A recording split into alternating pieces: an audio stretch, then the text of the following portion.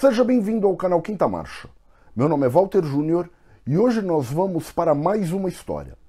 Não esqueça de se inscrever no canal e nas nossas redes sociais. É o Quinta Marcha ajudando a preservar a história da indústria automotiva brasileira. Roda a vinheta.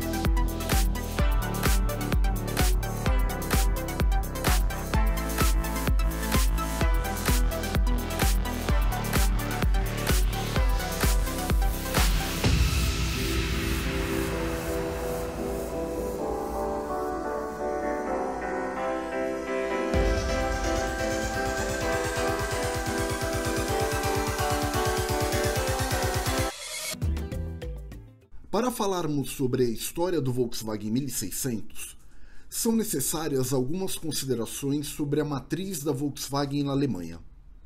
A matriz detectou a necessidade de uma segunda linha de veículos para expandir a sua atuação no mercado e apresentaram em 1961 a série Tipo 3.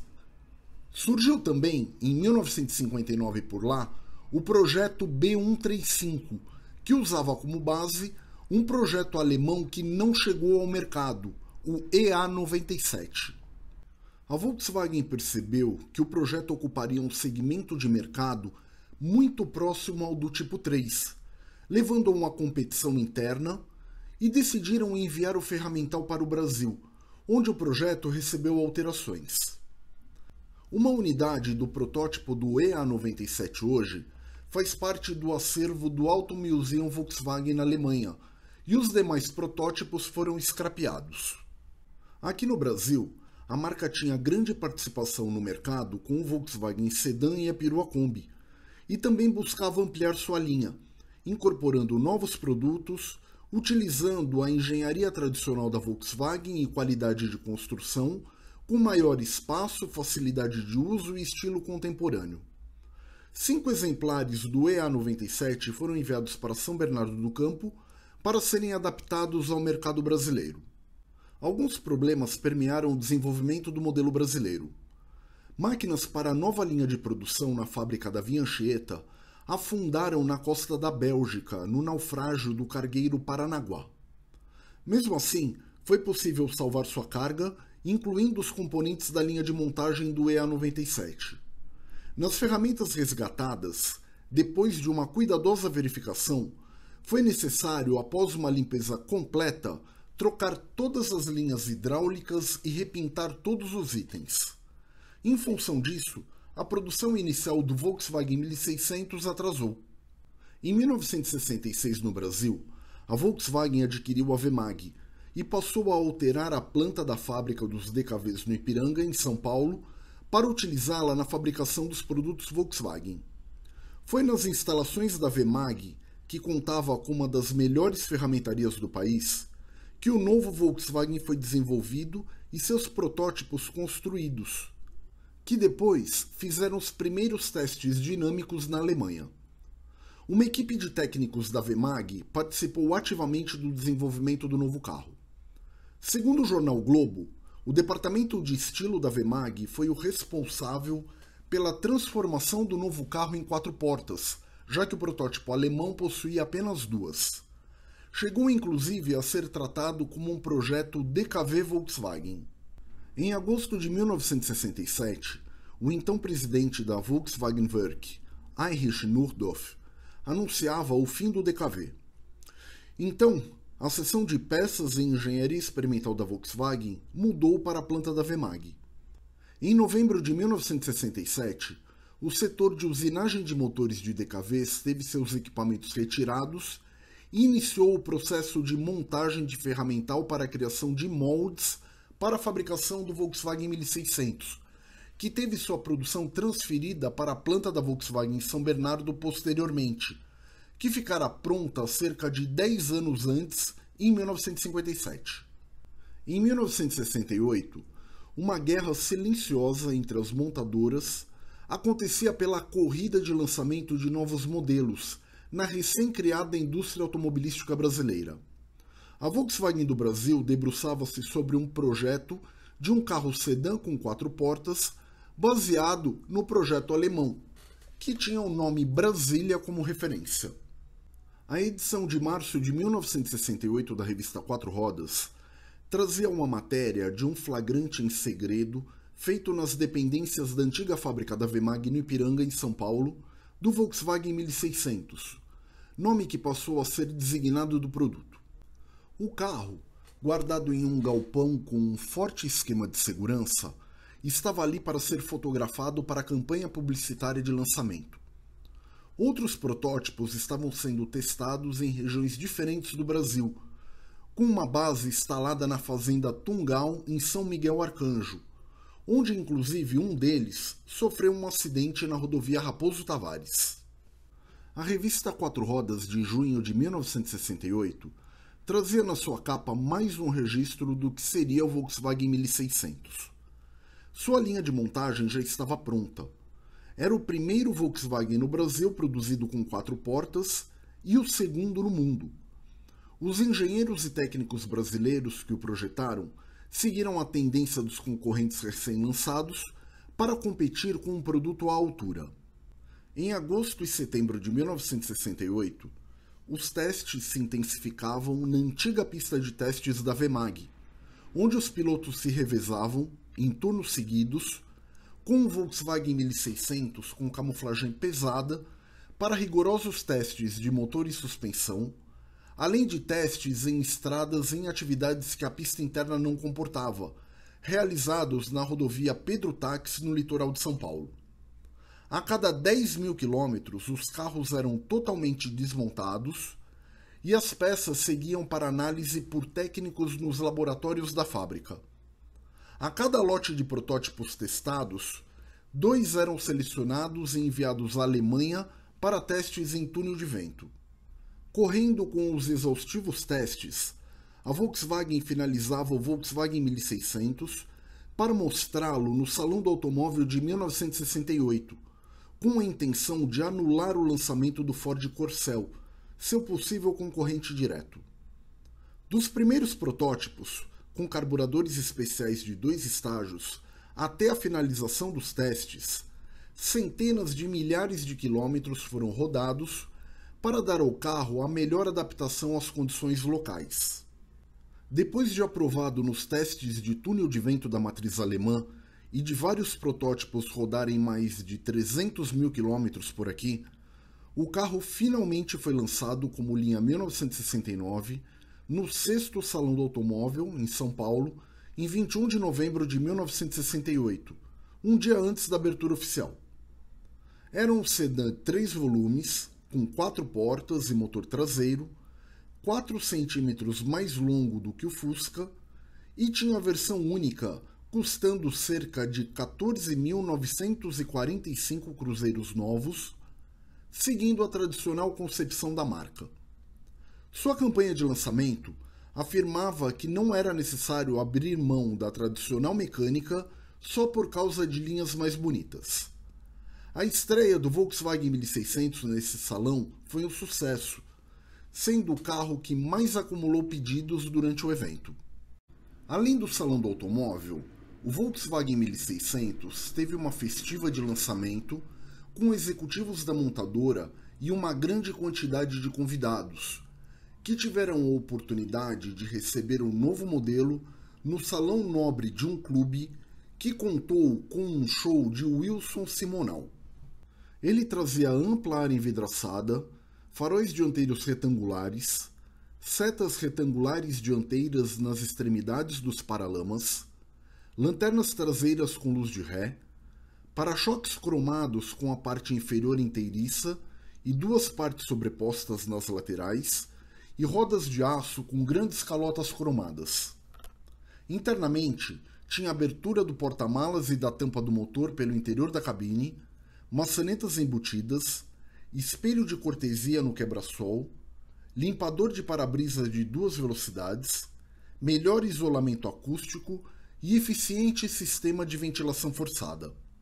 Seu painel de instrumentos vinha com velocímetro com luzes espia no instrumento maior e central, com 2 instrumentos menores laterais, um de cada lado, sendo um marcador de combustível à esquerda e um relógio, oferecido como opcional, à direita, com acabamento do painel em material macio e película imitando o jacarandá. Vinha com motor Volkswagen traseiro com 1.584 cm3, com 4 cilindros opostos, refrigerado a ar, com válvulas no cabeçote, taxa de compressão de 7,2:1, alimentado por um carburador Solex H30 PIC de fluxo descendente, que gerava 60 cavalos e 11,5 kgfm de torque brutos, com transmissão de 4 marchas do Volkswagen Sedã, diferencial da perua Kombi, freios a disco na dianteira e tambor na traseira e tração traseira. Tinha suspensão por barra de torção, independente na frente e semi-independente na traseira. O Volkswagen 1600 trouxe algumas novidades técnicas para a época, como a introdução do eixo dianteiro com articuladores esféricos em vez de utilizar pinos e buchas, ajuste do camber das rodas dianteiras, que até então não podiam ser regulados, fixação superior do amortecedor com batente mais elevada, os mancais dos braços arrastados no corpo do eixo passaram a ser por rolamento de agulhas em vez de buchas, freios dianteiros a disco, rodas de 4 parafusos e barra compensadora em formato de Z, aplicada à suspensão traseira sobre o transeixo. Seu chassi tinha algumas particularidades que o diferenciava do chassi do Volkswagen Sedã, como os diferentes pontos de fixação e o cabeçote do chassi, além do formato. Outra novidade foi o tanque de combustível, que foi deslocado para trás, liberando maior espaço para bagagens. Em dezembro de 1968, a Volkswagen concedeu férias coletivas aos seus funcionários, deixando para o começo do ano seguinte o início efetivo da sua produção, cujo marco de lançamento foi 15 de janeiro de 1969.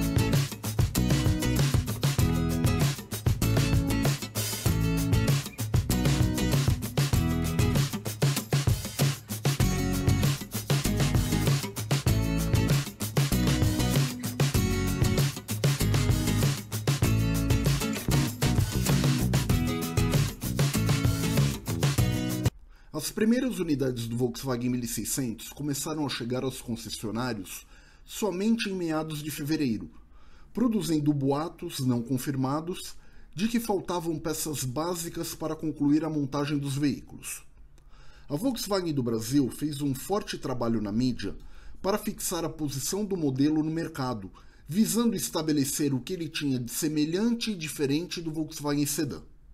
Em junho de 1969, foi lançada como série especial do Volkswagen 1600 o Volkswagen 1600L de luxo, considerado o primeiro carro de luxo da marca, versão de produção limitada, pintada em preto ou em 2 cores, que podiam ser bege gobi, com teto em branco lótus, verde folha com teto verde pinheiro, vermelho cereja com teto preto ou branco lótus com teto bege gobi.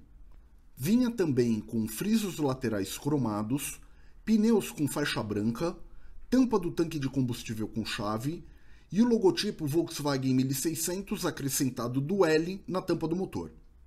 Internamente vinha com bancos e portas revestidos em couro, novo descansa-braço, carpete de bouclé, inclusive no porta-malas, relógio elétrico, acendedor de cigarros, rádio de 4 faixas de onda, buzina dupla e, como opcional, bancos dianteiros reclináveis.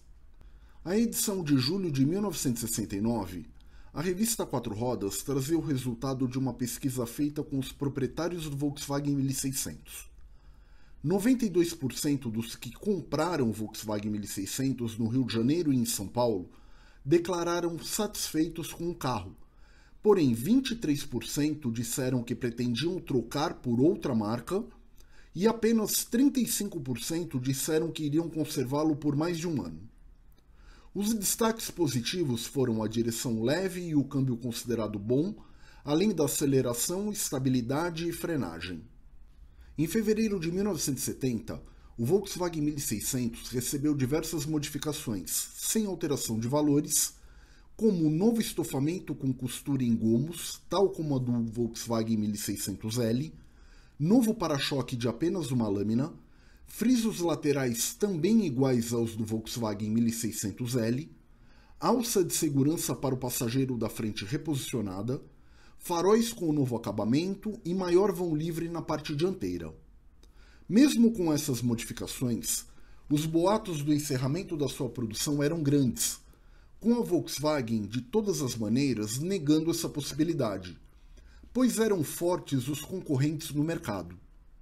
Nessa época, o consumidor não tinha preferência por carros quatro portas, sendo os concorrentes os mais escolhidos pelos clientes. Pouco tempo depois do lançamento da linha 1970 do Volkswagen 1600, foi anunciado um grande acordo de exportação de veículos para o México, considerando o Volkswagen 1600. E no Brasil, o modelo obteve uma grande aceitação pelos taxistas em função das suas quatro portas. Era o carro de praça. No início do segundo semestre de 1970, a Volkswagen anunciou o lançamento de sua linha 1971.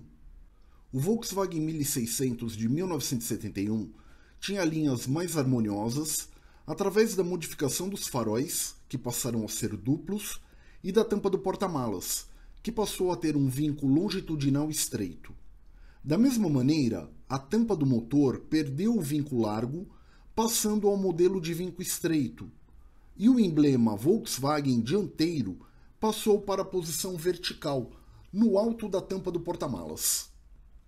Mais uma vez, as modificações não surtiram efeitos nas vendas, e para corroborar com esse período ruim, em dezembro de 1970, um grande incêndio atingiu a fábrica da Volkswagen em São Bernardo do Campo.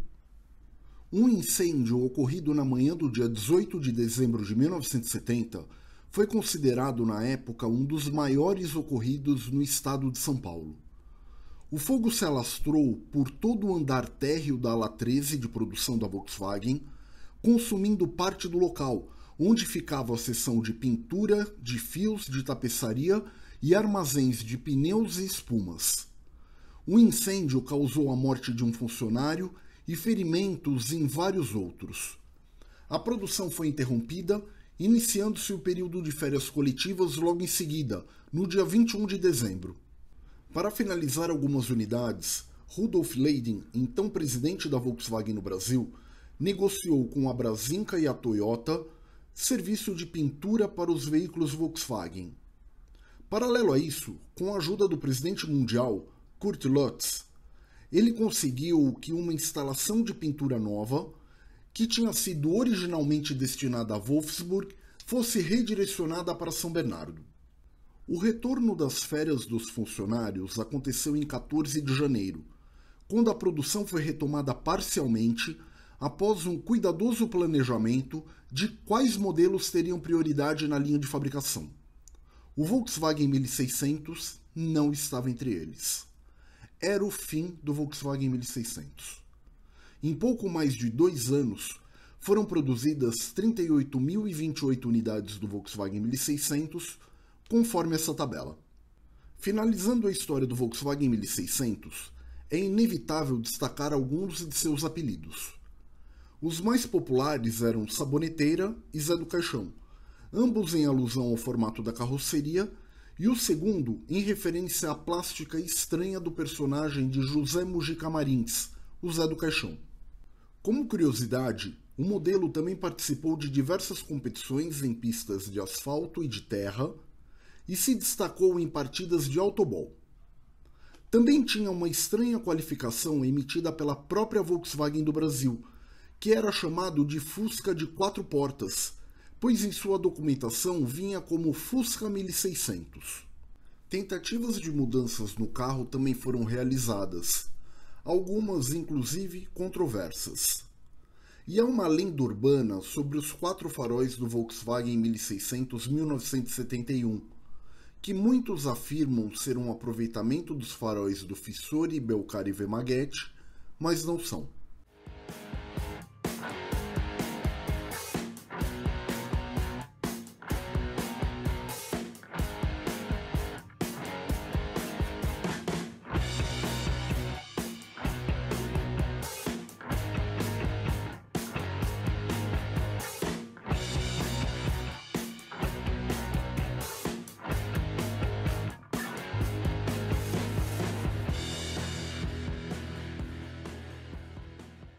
Aqui finaliza mais uma história do Quinta Marcha.